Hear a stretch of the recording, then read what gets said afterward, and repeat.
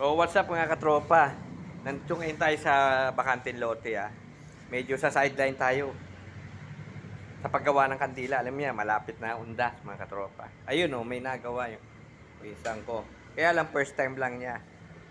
Sample na, ito yung mga nabuo niya. Ito, itong kandila na yan. Ayan oh. Oh. Liit. Ito yung cute, yung mini. Ayan. Ito yung wax. Tutunaw. Ayan. Wax yan eh. Ayun. Ngayon, tutunawin pa yan. Naging kandila. Tumigas na yan. Ngayon, ito ibang hulmahan, oh. Malaki-laki. Yan, dyan hinuhulma tong kandila. Pwede rin nabibili, kasama itong lalagyan. Medyo may dagdag presyo na rin. Ito yung ginagawang mecha, mga katropa. Mecha yan eh. Ito, yung natitigas, dinidip rin sa wax para tumigas. Nakita nyo yung tigas, oh. Ayan, oh. Tigas na.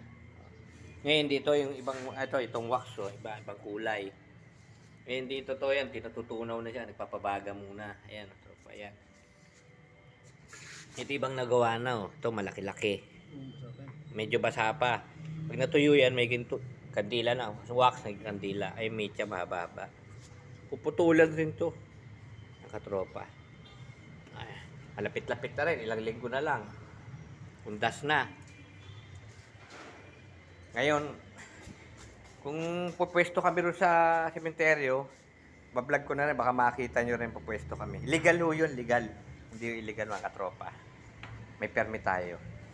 Ayan, paano yan? Paano yan? Hanggang dito na lang ulit sa susunod Malapit ng undas eh. Ingat-ingat po tayo lahat. God bless. Like, share, subscribe. Saka shoutout sa lahat ng viewers at subscriber. Hanggang dito na lang po. God bless. Ingat.